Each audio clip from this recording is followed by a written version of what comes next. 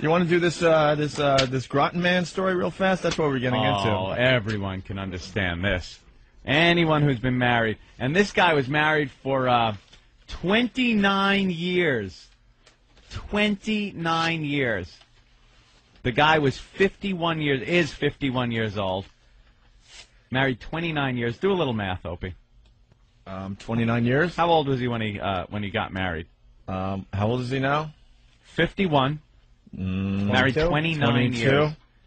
He got young. He got married too young. So now you're a 22-year-old guy. You should not be getting married at 22 years old. 23. What? 23? 23. I'm sorry. Look at us with our math skills. Wait, how old is he? Well, it's subtraction. That is a tough one. Wait, how old is he? 51. And he got married at 22. That's 29 years. Why are you saying 23 years? Yeah, why are you saying 20? I swear to God. He jumps in with a correction, and it's wrong. Sorry. My English stinks, and your math stinks. No. I forgot to put it on the other side. All right. Oh. I practiced the puts all weekend long. All right, sorry. All right. So, you're 21 years old. How old? 22 years old. And now from 22 to 51, you have this woman that is just telling you what to do all the time, ragging you. And he finally lost his mind. A Groton man, Connecticut, charged with murder in the death of his wife, told police that he ran her over in their driveway because she berated and nagged him. Berated and nagged him. But that happens. Let him off. But that happens to a lot of couples. It does. It certainly does. And this guy couldn't take it anymore. His description is classic of what happened. Blakeslee, 51, said that on September 10th, his wife, Christine, nagged him about a motor vehicle ticket he'd received several weeks earlier. Oh, okay. I'm starting to feel this story. He said his wife of 29 years would not drop the matter. Oh, have you been in this, people? How many times have I told you to slow down? They're going to get a ticket, but you won't slow down. Yeah. What happens? When does it turn into this, by the way? I don't know. You always like, I don't know, you start dating someone, it's all about sex, and you can't do no wrong, she can't do no wrong. But slowly but surely, all, like, relationships creep into this type of a situation. Opie, this is after 29 years. That's what I mean, but it slowly creeps. You don't really notice it happening, you know? I was in a relationship for a while. Oh, I'm not gonna mention any names. I'm gonna go get who, what, where, no names or anything. But I gotta tell you, being ragged on and bitched at is not a fun thing. Like not doing your vacuuming before I pick you up? Right. All that my kind God. of fun stuff. Oh, wow. No. Can I tell one story? What? Ed and I used to commute because we lived in the same town when we first moved back to New York. And Beautiful Huntington, New York. Yeah, I picked up Anthony, and we take turns like commuting in and taking turns driving and stuff. I'll drive today. And I would pick up Anthony around, I don't know, let's say about 10. It was pretty accurate. Right after rush hour, we decided to come in for our afternoon show, get some things done, maybe meetings or whatever.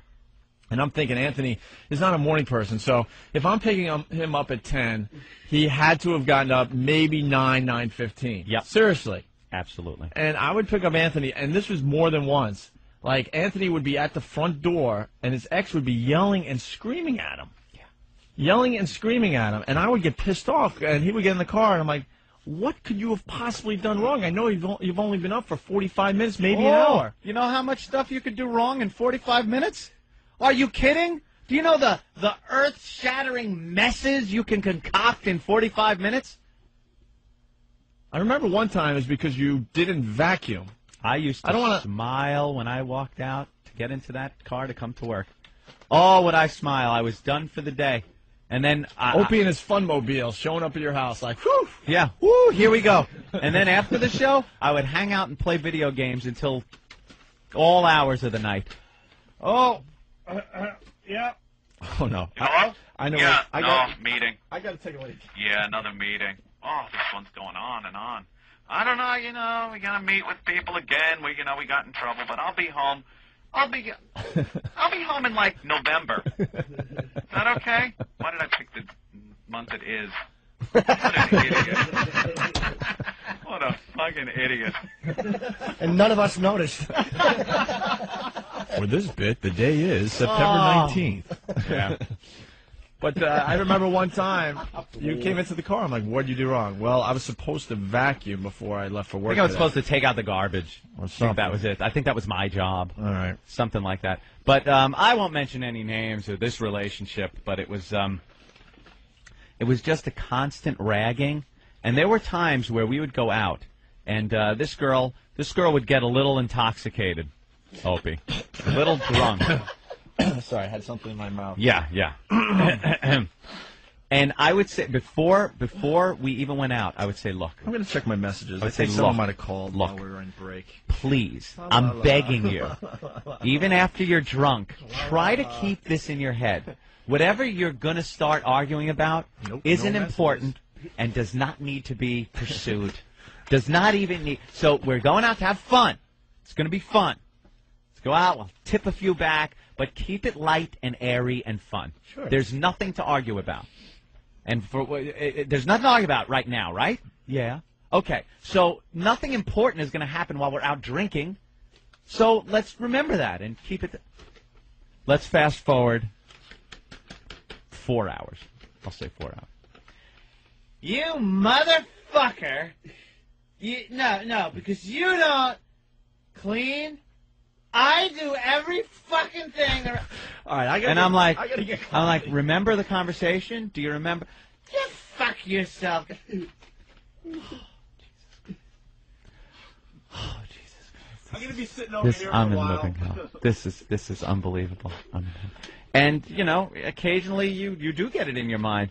If she was in front of my car, would I put it in drive, as this gentleman in this article did, and maybe hit the gas? We're getting back to that story? Oh, that's where we were the whole time. Oh, okay. Well, can I ask a question? If you're dating someone and you feel that they're drinking too much, wouldn't you say, like, maybe you shouldn't drink before we go out?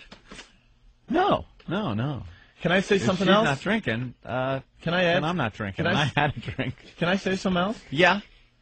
She would call while we were on the air because it was happy hour time, because we did 3 to 7. And I remember phone calls where you would beg her not to get too drunk before you got there. No shots. No shots till I get there. And it's this big radio star, and he's begging this certain individual not to get too hammered before he got there. I had to. Christine Blakeslee, 54, was bitching about the parking ticket he'd received several weeks earlier. He said his wife of 29 years would not drop the matter, so he decided to get in his truck and leave. That's a pretty rational thing for a guy to do, leave the situation. Christine Blakeslee, the wife, followed him, climbed up on the running board. He drove the truck in reverse, causing his wife to fall. Now, under normal circumstances, that would be a wake-her-upper right there. You'd go, holy jeez, she just fell off the running board. Things got out of hand. Let me see if she's okay. She was ragging me and stuff. Things got out of hand. Now, this should pretty much take care of the problem. He's quoted as saying, I stopped the truck and looked out in front of me. Picture this scene.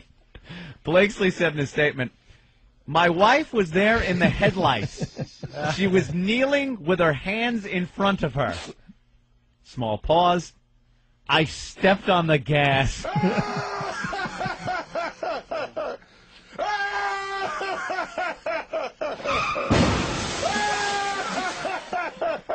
Oh.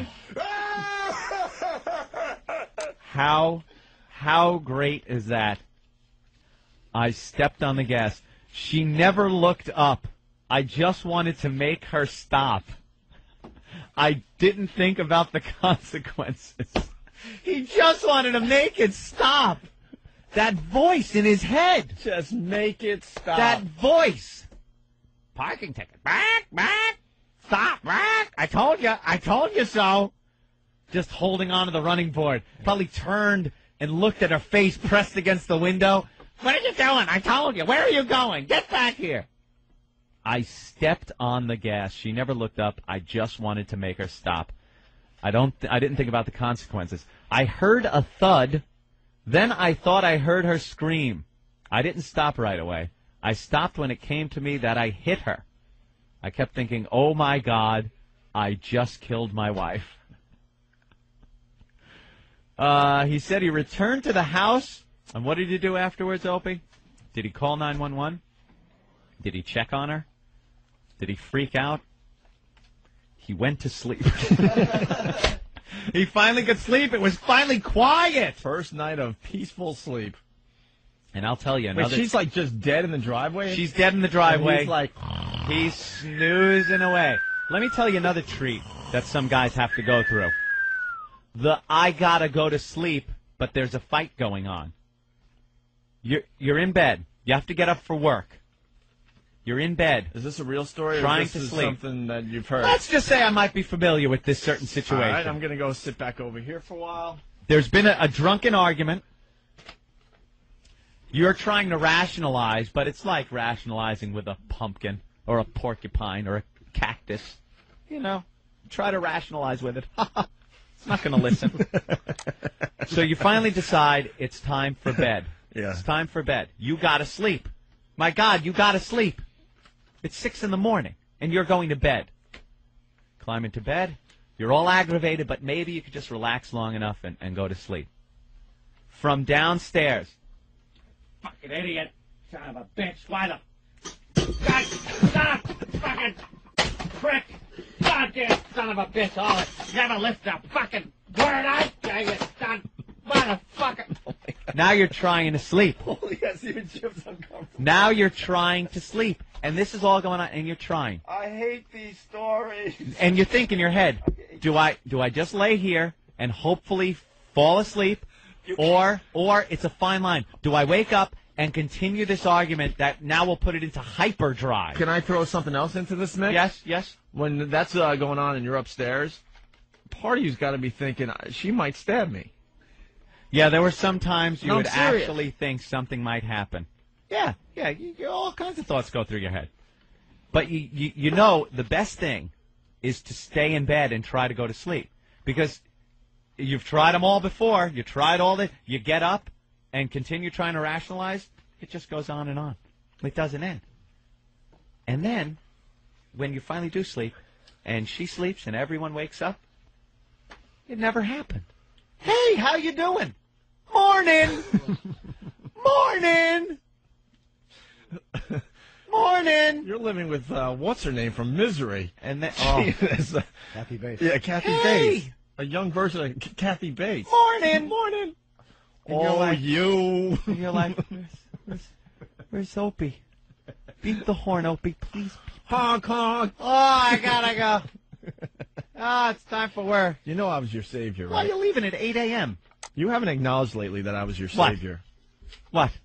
You just haven't acknowledged it lately. I want to hear it today. I'd have probably left sooner if it wasn't for you and Sandy. I was your savior. I'm not going to say that. You were my savior as far as work goes. Get me this kick-ass job in radio. But I brought fun back into your life. I'm really assessing this. Hold on. You gave me the cool job in radio. No, just the opportunity, and and the rest is having nothing is to do history. with any relationships I've been in. I don't think that really fits, Opie. I don't know, because I don't think you would ever get divorced. Are you insane? Well, you talked about how you couldn't get divorced for a while there. Why? Wait, how many? Didn't you want to get divorced way before you did? Yeah. That's what I'm saying. And I didn't because I had a kick-ass job in radio. I don't get it. Well, it was just kind of a good distraction. Well, that's what I mean. I was your savior. Or my curse, if you think of it that way. I would have been out of it, perhaps, earlier. It was a good distraction. I was having a good time That's what I away mean. from the house. Well, that's what I mean by the savior part.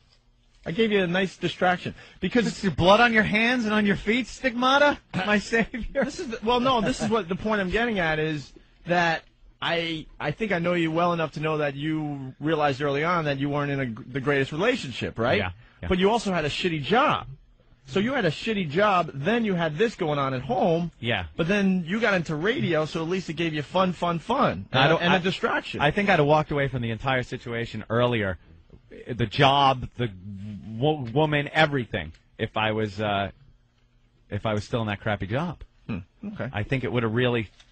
Who knows? So what happened to the Blakeslees? By the way, can I say that Robert Blake's wife's last name was Blakeslee? Ooh. How coincidental is that? None whatsoever. Not funny or interesting either. As I said it, that's good job, flow stopper. An autopsy report ruled Christine Blakeslee ruled her death a homicide, saying she died of blunt force chest trauma. Oh, man. Oh, hit her right in the chest with the bumper. Not only did he hit her, he hit her. He's like, if I'm going to do this, I'm going to make it look good. He went to the house, went to sleep, told police he woke up, checked the driveway, saw his wife was still there, and called 911. I didn't want to face what happened, he said. I was hoping it was all a bad dream. Yeah, 29-year bad dream. She jumped on the running board. She's bitching about a ticket. You fucking bitch. And he realized he'd killed his wife. He tried to commit suicide by drinking and taking Tylenol. What's that going to do? In his second version, he told police he woke up early in the morning, heard a car braking, then a thud, looked out a window and saw a light-colored car driving away. Blakeslee told police he returned to bed and noticed that his wife was gone. Said he found her dead in the driveway. How are you going to say that when there's a dent in your car because you hit your wife? Her hair is in your bumper. What a foolish thing. At least say you saw a light-colored car with a black guy in it driving away. Oh, it wasn't in Boston. Okay. It was in Connecticut. I am sorry. I didn't want to kill her. I just wanted her to stop. That's what it says. Ladies, do some thinking. Are you a nag? Are you ragging your husband? Are you constantly just pecking away at his head? But in the beginning, it's just not like that. But something happens slowly but surely, and then you wake up one day and realize, oh, my God, I'm in a nightmare. Opie, sometimes you can find the right person you get along with, you can chat with, and it's wonderful. But when you're in a situation, you're in a relationship like that, you got to get out. You got to run, because it's going to end up, she will either kill you through the nagging, or you will see her in the headlights, on her knees, hands in front of her, and you know what choice you'll make? The little skinny pedal on the right. All right, we haven't played this in a couple days. I mean, we're not going to break, though. I just want to play this really fast. Oh, I love this. She spilled my coffee. I'm sorry, sir. You fucking bitch. I'll bring a little coffee. How do you like this? Oh, that's great. You wouldn't get away with it here. But you should. You shouldn't get away with it at home. She spilled my coffee. The little laugh is the The greatest. little chuckle, because he knows what's coming. He's dumbass. laughing because he's the only one that knows what's coming. I'm sorry, That sir. coffee-spilling bitch has no clue she's getting that in the face. Her just desserts.